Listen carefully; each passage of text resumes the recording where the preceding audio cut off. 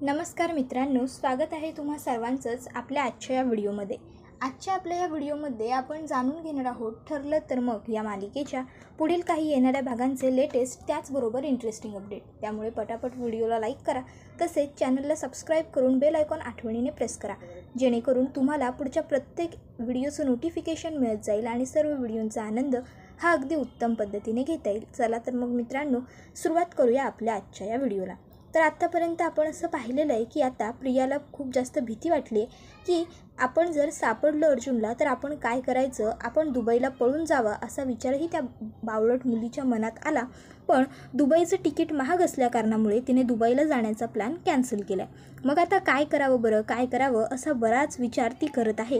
तर आता विचार करता करता प्रियाच्या डोक्यामध्ये सतत गडबड सुरू झालेली आहे. त्यामुळे आता प्रियाचे खरे रंग हे तिच्या वागणुकीतून सुभेदारांना दिसायला लागलेले आहेत. तर दुसरीकडे आता सायली आणि अर्जुन त्या बँकेत पोहोचलेले असतात जिथून विलासच्या अकाउंटला पैसे ट्रान्सफर झालेले असतात. आणि आता तिथे गेल्याच्या नंतर अर्जुन हा त्यांच्याकडे त्या बँकमधलं CCTV फुटेज मागत असतो. त्याचबरोबर ज्याने विलासच्या अकाउंटवर पैसे ट्रान्सफर केलेले असतात त्याच्यासुद्धा बँक डिटेल मागत असतो. पण आता लगेचच त्याला मॅनेजर सांगायला लागतो की सॉरी सर, आम्ही असं नाही देऊ शकत तुम्हाला डिटेल्स. मग काय, सायली लगेच जोरदार ड्रामा करायला सुरुवात करते की त्या माणसाने मला फसवलं आहे, त्याने मला नकली नोटा दिल्या होत्या आणि हा सगळा व्यवहार तुमच्याच बँकेतून झाला आहे.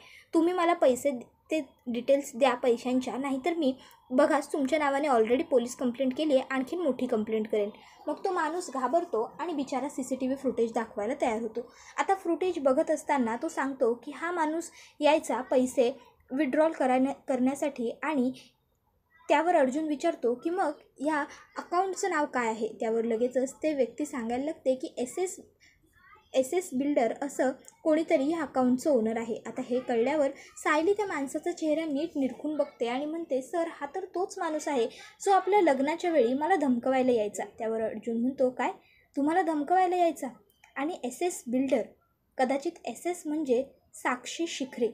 मग सायली म्हणते, आपण पुढे काय करायचं? त्यावर अर्जुन म्हणत असतो, आता आपण सगळ्यात अगोदर ह्या माणसाला शोधून काढायचं, कारण ज्यावेळेस आपल्याला हा माणूस भेटेल तेव्हाच आपल्याला पुढची कडी सापडेल. कारण हा माणूसच आता कोर्टासमोर साक्ष देईल आणि याची साक्ष ही खूप महत्त्वाची ठरणार आहे. त्यावर सायली म्हणायला लागते, अहो सर, पण जर ही व्यक्ती एवढी महत्त्वाची आहे तर मग आपल्याला सापडणं हे सहजासहजी शक्य होणार नाही. आपल्याला यासाठी काहीतरी वेगळा प्लॅन बनवावाच लागणार. त्यावर अर्जुन म्हणत असतो, हो प्लॅन तर करावाच लागणार, कारण महिपत शिखरेची वकील दामिनी देशमुख खूप हुशार आहे. जर तिला ही गोष्ट माहीत असेल की मधुभाऊंनी एवढं सगळं लिहून वगैरे ठेवलं आहे किंवा तिच्या डोक्यात जरी ह्या सगळ्या गोष्टी आल्या असतील तर मग ती ह्या माणसाला इथे जवळपास कुठे राहू देणार नाही. त्यामुळे तिच्या लक्षात ह्या गोष्टी यायच्या आत आपल्याला या माणसाला शोधायला हवं. मग आता लगेचच अर्जुन चैतन्याला कॉल करतो आणि त्याला सांगतो की मी तुला एका माणसाचा फोटो पाठवत आहे, त्या फोटोमधल्या माणसाला शोधायला ताबडतोब सुरुवात कर. पण एक गोष्ट लक्षात ठेव, दामिनी देशमुखपर्यंत ही गोष्ट अजिबात पोहोचता कामा नये. तिला कानाकुणीसुद्धा या गोष्टीची लागायला नको की आपण ह्या माणसाला शोधतोय. त्यावर लगेचच चैतन्य म्हणतो, डोंट वरी, तू मला फोटो तर पाठव, पुढे काय करायचं आणि कसं कामाला लागायचं ते मी ठरवतो. त्याबरोबर अर्जुन हा लगेचच चैतन्याला फोटो पाठवून देतो आणि त्यानंतर आता तो सायलीला म्हणत असतो की चला, आता इथे बँकेतलं काम तर आपलं संपलेलं आहे, आता आपल्याला ह्या माणसाला शोधायचं आहे. आपण बाहेर पडल्याशिवाय काही पुढे काम सरकणार नाही, निघू आपण. मग सायली आणि अर्जुन तिकडनं निघालेले असतात. तर सायली ही अर्जुनला म्हणत असते, सर जर हा माणूस भेटला तर आपलं काम आणखीनच जास्त सोपं होऊन जाईल, नाही का? त्यावर अर्जुन सायलीला सांगत असतो, मिसेस सायली, जर हा माणूस आपल्याला सापडला ना तर फक्त आपलं काम सोपं नाही होणार, तर आपलं काम कायमचं होऊन जाईल, ऑल सॉर्टेड. त्यावर सायली म्हणते, म्हणजे? त्यावर अर्जुन म्हणतो, तुम्हाला काय सांगतो मी, आता हा माणूस सापडला की हा कोर्टासमोर साक्ष देईल आणि एकदा का याने साक्ष दिली की मग आपल्याला कोणीही अडकवू शकणार नाही. आणि मग अर्जुनच्या लक्षात पुन्हा एक गोष्ट येते. अर्जुन म्हणतो, चला परत आपल्याला बँकेत जावं लागेल. सायली विचारते, कशासाठी? अर्जुन म्हणतो, चला तर माझ्याबरोबर. मग सायली आणि अर्जुन पुन्हा एकदा बँकेत आलेले असतात आणि अर्जुन हा आता बँक मॅनेजरला म्हणायला लागतो की मला हे फुटेज जे आहे त्याचं पेनड्राईव्हमध्ये कन्व्हर्जन करून द्या, मला पेनड्राईव्हमध्ये हे काढून द्या. त्याबरोबर आता लगेचच ते सांगायला लागतात की सॉरी सर, पण मी तुम्हाला बँकेचं फुटेज असं देऊ शकत नाही, हे बसत नाही ना. आमच्या कामामध्ये. त्याबरोबर अर्जुन म्हणायला लागतो की हे बघा मी सांगतो तेवढं करा. त्यावर सायली म्हणते नाहीतर मी सरळ पोलिसात जाईन आणि तुमच्या नावाने सुद्धा तक्रार करेन की तुम्ही मला फसवलंत म्हणून, तुमच्या बँकेने खोट्या नोटा दिला. आता त्या बिचाऱ्या माणसाचा नाईलाज होतो आणि मग तो अर्जुनला ती CCTV फुटेज देऊन टाकतो. तोपर्यंत आता चैतन्य हा अर्जुनला तो माणूस यावेळेस कुठे आहे त्याची खबर देतो. अर्जुन ताबडतोब त्या माणसाला गाठतो. तर तो माणूस हा त्याच्या 2 गुंडांबरोबर एका माणसाला लुबाडण्यासाठी म्हणजेच वसुली करण्यासाठी निघालेला असतो. अर्जुन त्याच्याकडे जातो आणि त्याच्या समोर गाडी थांबवतो आणि गाडीच्या खाली उतरतो. तो सायलीला सांगतो की मिसेस सायली, आधी तुम्ही गाडीच्या बाहेर येऊ नका, मी तुम्हाला हाक मारल्याच्या नंतर तुम्ही खाली उतरा. सायली तुम्ही नीट काम करा असं अर्जुनला सांगते आणि अर्जुन खाली उतरतो. आता लगेचच तो गुंड म्हणायला लागतो, काय रे तुला स्वतःचा जीव काय वर आलाय का? कोणाचा माणूस आहे मी तुला माहिती आहे का? महिपत साहेब शिखरेंचा माणूस आहे मी, महिपत शिखरेंचा. चल गाडी काढ आणि बाजूला हो. त्याबरोबर अर्जुन म्हणत असतो, ओ गॉड, महिपत शिखरेचा माणूस आहेस तू? तुलाच भेटायला आलो आहे, मला व्यवस्थित माहिती आहे ही गोष्ट. आणि मग अर्जुन त्याला म्हणायला लागतो, अजिबात आडेवेळे न घालता स्पष्ट विचारतो, पटापट उत्तरं द्यायची. विलासच्या अकाउंटवरती तू दर महिन्याला पैसे ट्रान्सफर करायचास आणि तू त्याच्या अकाउंटवरती 20 लाख रुपये SN बँकेतून ट्रान्सफर केलेस, बरोबर? त्याबरोबर लगेचच आता ती व्यक्ती होकार देते या गोष्टीसाठी. पण तुला काय करायचं आहे रे असंही विचारते. अर्जुन म्हणतो की त्याचा खून साक्षी शिखरेने केला आहे, त्यामुळे आता ही गोष्ट तू गुपचूप येऊन कोर्टात सांगायचीस की तू त्या माणसाच्या अकाउंटवरती पैसे ट्रान्सफर करायचा आणि त्यासाठी तुला साक्षी शिखरे सांगायची, समजलं? त्यावर तो माणूस म्हणतो की नाही, मी असं काही करणार नाही. अर्जुन म्हणतो, नक्की ठरलं आहे तुझं? बघा विचार कर, पुन्हा एकदा विचारतोय, सांगणार आहेस कोर्टात की नाही? त्यावर तो माणूस म्हणतो, नाही मी काही सांगणार नाही. अर्जुन म्हणतो, ठीक आहे, मग आता तुला जर स्वतःहून फासावर जाण्याची एवढी हौस आलेलीच आहे तर मग आता मी तरी काय करणार? त्याबरोबर आता मात्र हा माणूस घाबरतो. दिसायला जरी हट्टाकट्टा असला तरी या अशा गोष्टीत मात्र हा माणूस पटकन घाबरतो आणि म्हणतो, फासावर जाणार मी म्हणजे? इतक्यात तिकडे सायली येते. सायली त्या माणसाला म्हणायला लागते, ओळखलत मला की विसरलात लगेच? तो माणूस काही सायलीला ओळखत नाही. मग सायली सांगते, तुम्ही मला माझ्या घरी येऊन धमकी दिली होती. त्याबरोबर तो माणूस म्हणतो, हो हो ओळखलं. त्यावर लगेच अर्जुन म्हणतो, तुम्ही माझ्या बायकोला लग्नाच्या अगोदर धमकी दिली होती, यासाठी जर तिने तुमच्यावर केस केली तर तुम्हाला 6 महिने जेलमध्ये जावं लागेल, कारण तुम्ही एका वकिलाच्या बायकोला धमकवलं होतं. त्याचबरोबर मी बँकेत जाऊन आलो आहे, त्यामुळे बँकेतून मला तुम्ही बँकेत पैसे जमा करायला गेल्याचं CCTV फुटेजसुद्धा मिळालं आहे. त्यामुळे कोर्टात हे सहज सिद्ध होणार आहे की साक्षी तुमच्याकडे पैसे द्यायची आणि तुम्ही बँकेमध्ये ते पैसे डिपॉझिट करायचा आणि मग विलास ते पैसे काढून न्यायचा. म्हणजेच आता सगळे पुरावे माझ्या हातात आहेत. पण जर तुम्ही कोर्टात कबुली नाही दिली या सगळ्या गोष्टींची तर कोर्ट सगळे पुरावे बघून तुम्हालासुद्धा गुन्हेगार ठरवून जेलमध्ये घालेल आणि नोटीस काढेल तुमच्या नावाची की पोलिसांनी तुम्हाला शोधून काढायचं. मुंबई पोलिसांना तुम्हाला शोधणं काही अवघड नाही आहे. त्याचबरोबर पनवेल पोलीसही त्यांच्या बरोबर येतीलच. त्यामुळे तुम्ही मुंबईत लपा, पनवेलमध्ये लपा किंवा आणखीन कुठे जाऊन लपा, तुम्ही सहज सापडून जाल. आता तुम्ही ठरवा काय करायचं ते, फासावर जायचं की साक्षीदार बनायचं आणि माफी मिळवायची. त्याबरोबर लगेचच साक्षीचा माफीदार बनायला तो माणूस तयार होतो आणि मग कोर्टात साक्षी द्यायलाही जायला लागतो. तर आता इकडे लगेचच कल्पना ही एकटीच तिच्या खोलीत दुपारची बसलेली असते आणि तिच्या डोक्यात खूप सगळे विचार एकदम सुरू झालेले असतात. तिला सगळ्यात महत्त्वाचा प्रश्न हा पडलेला असतो की हल्ली तन्वीचं वागणं खूपच बदललेलं आहे. ती अशी का वागायला लागली आहे? एवढी चिडचिड ती यापूर्वी कधीही करायची नाही, पण हल्ली तिची चिडचिड खूप जास्त व्हायला लागली आहे. नक्की या सगळ्यामागे काय कारण असेल? आश्रम केस की आणखीन काही? तन्वीच्या मनामध्ये नेमकं सुरू तरी काय आहे? मला काही ठाणपत्ताच लागत नाही आहे. तर दुसरीकडे आता अर्जुन हा कोर्टात हिअरिंग मागून घेतो आणि मग आता तो कोर्टामध्ये पोहोचलेला सुद्धा असतो. अर्जुन आता कोर्टात आल्याबरोबर दामिनी देशमुखही कोर्टात आलेली असते. आता दोघं एकमेकाला खुन्नस देतात आणि मग काय लगेच सुरुवात होते ती म्हणजे कामाला. आता जज साहेब प्रोसेस करा असं सांगतात. त्याबरोबर अर्जुन हा सगळ्यात अगोदर साक्षीला प्रश्न विचारतो की तुम्ही या व्यक्तीला पैसे रोज बँकेमध्ये डिपॉझिट करायला पाठवायचा आणि 20 लाख रुपये एकदा तुम्ही त्या व्यक्तीला दिले होते ट्रान्सफर करण्यासाठी विलासच्या अकाउंटवर, बरोबर ना? त्यावर आता साक्षी म्हणते की नाही, मी असं काही केलेलं नाही आहे. मग त्या माणसाला विचारलं जातं, त्यावर तो माणूस सांगतो की हो, मी साक्षी मॅडमने सांगितलेले पैसे नेहमीच डिपॉझिट करायला जात असायचो.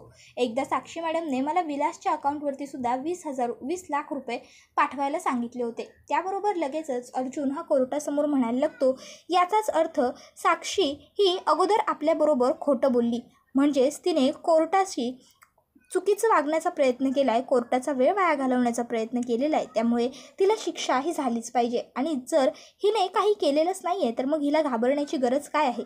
आणि सगळ्यात महत्त्वाचा मुद्दा म्हणजे हा की हिने विलासच्या बँक अकाउंटवरती पैसे ट्रान्सफर करायला लावले होते. याचाच अर्थ असा होतो की नक्कीच ही विलासला पूर्वीपासून ओळखायची आणि हिने आणि हिच्या वडिलांनीच विलासला त्या ठिकाणी पाठवलंसुद्धा होतं, जेणेकरून तो सगळे कागदपत्र घेऊन बाहेर येईल आश्रमाच्या. पण त्याला वाचता लिहिताच येत नव्हतं आणि त्यामुळे तो आश्रमातून काही कागदपत्र गोळा करू शकला नाही. त्याचबरोबर आता मला या व्यक्तीला तिसरी आणि शेवटची गोष्ट विचारायची आहे. आणि मग अर्जुन त्याला विचारतो की मला सांगा, तुम्ही माझी बायको म्हणजेच सायली सुभेदार हिला धमकी दिली होती की जर तन्वी सुभेदारच्या लग्नात दिसलीस तर मी तुला सोडणार नाही, परिणाम वाईट होतील. तुम्हाला ही गोष्ट करायला कोणी सांगितली होती? त्यावर लगेचच तो म्हणायला लागतो, साक्षी मॅडमनेच सांगितलं होतं. त्यावर अर्जुन साक्षीकडे येतो आणि म्हणतो, याचा अर्थ हे सगळं ही तूच केलंस, तू का केलंस हे सगळं, तू गुन्हेगार आहेस वगैरे. त्याबरोबर लगेचच आता साक्षी म्हणायला लागते, मी काही गुन्हा वगैरे केलेला नाही आहे, हे सगळं काही मी त्या प्रियाच्या सांगण्यावरून केलं आहे. आता हे सगळं काही मी त्या प्रियाच्या सांगण्यावरून केलेलं आहे असं ज्यावेळेस साक्षी पचकते, त्याबरोबर लगेचच अर्जुन म्हणायला लागतो, एक्झॅक्टली बरोबर, हेच उत्तर अपेक्षित होतं मला तुझ्याकडून. हे सगळं तू प्रियाच्या सांगण्यावरून केलंस. पण मग प्रियाच्या सांगण्यावरून तुला या सगळ्या गोष्टी करण्याची काय गरज होती? कारण तुमची तर फार एकमेकीबरोबर ओळख नव्हती. त्यावर साक्षी म्हणते, माणुसकी म्हणून. त्यावर अर्जुन म्हणतो, बापरे, माणुसकी म्हणून तिने तुला एका मुलीला धमकी द्यायला सांगितली आणि धमकी दिलीस?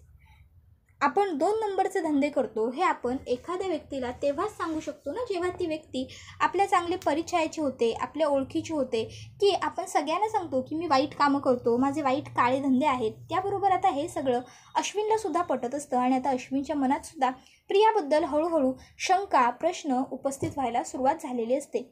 तर दुसरीकडे साक्षी सांगत असते, मी कोणत्याही प्रकारचे काळे धंदे वगैरे काही करत नाही, माझे कोणते 2 नंबरचे धंदे नाही आहेत. त्याबरोबर अर्जुन म्हणतो, हो का, कुठलेच 2 नंबरचे धंदे नाही आहेत? ठीक आहे. मला साक्षी शिखरे आणि तिचे वडील महिपत शिखरे हे फक्त दाखवायला बिल्डर आहेत, पण त्या बिहाइंड द सीन ते लोक भरपूर काही काळे धंदेसुद्धा करतात.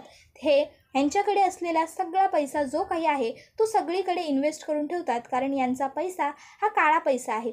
आणि पुढे आता अर्जुन सांगत असतो की हे मोठमोठे प्लॉट बांधतच असतात नेहमी, पण ते सुद्धा गोरगरीब लोकांना फसवून, गोरगरीब लोकांची जमीन कमी किमतीत विकत घेऊन त्यांना लुबाडून हे लोक मोठे मोठे प्लॉट बांधत असतात. आता मध्यंतरीच यांनी एक प्लॉट नाशिक येथे बांधायला सुरुवात केलेली आहे. तिथे एक शेतकऱ्याची खूप मोठी शेती होती. यांनी ते शेतकऱ्याला योग्य तो बाजारभाव न देता त्याची जमीन विकत घेतली आणि तिथे त्यांचं काम करायला सुरुवात केली. आणि जर हे खोटं वाटत असेल तर मला त्या व्यक्तीला कोर्टात बोलवण्याची परवानगी मिळावी. आता अर्जुनला परवानगी ग्रँटेड असं म्हटल्याबरोबर अर्जुन लगेचच त्या शेतकऱ्याला बोलवतो आणि चौकशी करायला सुरुवात करतो. तो शेतकरी सांगायला लागतो की हो साहेब, माझं नाव शंकर, म्या ह्यासनी जमीन द्या नाही म्हणालो होतो, तेव्हा ह्यांनी माझ्याकडनं बंदुकीच्या टोकावर सया करून घेतल्या होत्या. माझ्या डोक्याला बंदूकच धरली होती. म्हणालं जाऊ पाव तर सया करायचो नाही, तवर काही बंदूक काढणार नाही. आता एकतर आर नाही तर पार, सया कर नाही तर मर. मग काय करणार म्या? माझ्याकडं काय बी पर्याय शिल्लक राहिला नव्हता बघा. माझ्या बायको पोरासनी फक्त माझाच आधार आहे. मग म्या सया केल्या आणि तिकडनं निघालो बघा. त्याबरोबर अर्जुन त्याला पुढे विचारतो, बरं मला सांगा, तुम्हाला याने किती पैसे दिले? त्याबरोबर लगेचच तो माणूस सांगायला लागतो, पहिला आमच्याकडं आला होता तेव्हा म्हणला होता 20-25 लाख देईन म्हणून, पण मग काय, कसलं 20 लाख आणि कसलं 25 लाख हो, ह्यानं फक्त आणि फक्त 7 लाख रुपये दिलं बघा आमासनी. त्याबरोबर अर्जुन म्हणत असतो, मिलॉर्ड फक्त 7 लाख.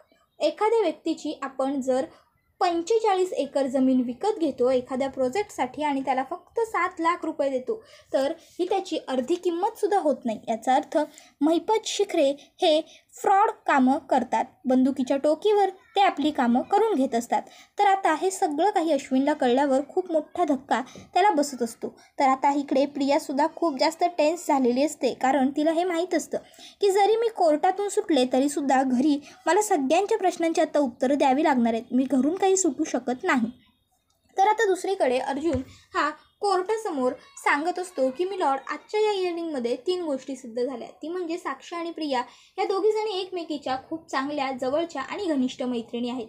त्याचबरोबर साक्षी शिखरे आणि मैपत शिखरे हे दोघंही आपलं काम पूर्ण करून घेण्यासाठी कोणत्याही आडमार्गाचा वापर करतात आणि त्याच आडमार्गाचा वापर करण्याचा प्रयत्न साक्षीने केला. म्हणजेच तिला खरं तर विलासलाही मारायचं नव्हतं आणि मधुभाऊंनाही मारायचं नव्हतं. तिला फक्त आश्रमातून ते कागद चोरून तिकडनं पळ काढायचा होता. पण झालं असं की त्यावेळेस मधुभाऊ घरी पोहोचले आणि मधुभाऊंनी तिला बघितलं आणि त्यामुळे मधुभाऊ, प्रिया, त्याचबरोबर विलास आणि साक्षी हे चौघच जण त्या ठिकाणी उपस्थित असताना प्रिया हे सगळं लपून बघत होती की कोणी कोणावर गोळी झाडली. पण मधुभाऊंनी नाही तर साक्षीने गोळी झाडली होती ही तिला व्यवस्थित गोष्ट माहीत आहे. पण तरीसुद्धा ती तिला वाचवते, कारण त्या दोघी घनिष्ठ मैत्रिणी आहेत. हे मी कोर्टासमोर आधीच सिद्ध केले. आता दुसरी आणि महत्त्वाची गोष्ट म्हणजे ही की यांचा सगळा पैसा हा काळा पैसा आहे, कारण हे सगळे पैसे वाईट धंद्यातून कमावतात. बिल्डर असणे हा फक्त यांचा दिखाव्यापुरतीचा व्यवसाय आहे. आणि हे जर तुम्हाला खोटं वाटत असेल तर या शंकरसारखेच आणखी बरेच कित्येक तरी लोक आहेत जे तुम्हाला या दोघांबद्दल साक्ष द्यायला तयार आहेत. मग आता तुम्ही ठरवा की कोणाची साक्ष ग्राह्य धरायची आणि कोणाची नाही ते. त्याबरोबर आता एवढे सगळे पुरावे अर्जुनने जज साहेबांसमोर ठेवल्यानंतर जज साहेब त्या सगळ्या पुराव्यांचं व्यवस्थित निरीक्षण करतात आणि फायनल शेवटच्या निष्कर्षापर्यंत आजच्या हिअरिंगच्या पोहोचून जातात आणि म्हणतात की काही दिवसांकरिता का होईना पण प्रिया मधुकर हिला अटक होत आहे. तिची पूर्ण चौकशी होईपर्यंत तिला कस्टडी देण्यात येते. तर त्याचबरोबर ॲडव्होकेट अर्जुन सुभेदारांनी आज कोर्टात जे मुद्दे मांडले ते म्हणजे सायली, साक्षी आणि प्रिया ह्या दोघीजणी एकमेकीला आधीपासून ओळखायच्या किंवा त्या मैत्रिणी होत्या ते सत्य आहेत. त्यामुळे आता एखाद्या गुन्हेगाराची मैत्रीण म्हणून प्रियाचं मत हे ग्राह्य धरलं जाणार नाही. त्यामुळे ती या केससाठी आय विटनेसच बनू नाही शकत. आता हे ऐकल्यावर तर अर्जुन, सायली खूप जास्त खुश होतात. तर दुसरीकडे आता कल्पना मात्र विचारात पडलेली असते. काय झालं असेल तन्वीला, का अशी चिडचिड करत असेल. त्याबरोबर आता रविराज प्रताप हा तिला सांगत असतो की अगं का विचार करतेस तू एवढी तन्वीचा, काळजी करू नकोस, सगळं व्यवस्थित असेल, टेन्शन घेऊ नकोस गं, मी आहे ना तुझ्याबरोबर. अगं त्या केसच्या प्रकरणामुळेच तिला जरा ताण आला आहे म्हणून, बस, बाकी काही नाही. हळूहळू एकदा काही केस संपली की बघ घर कसं आपलं नॉर्मल पूर्वीसारखं शांत होतं आहे की नाही ते.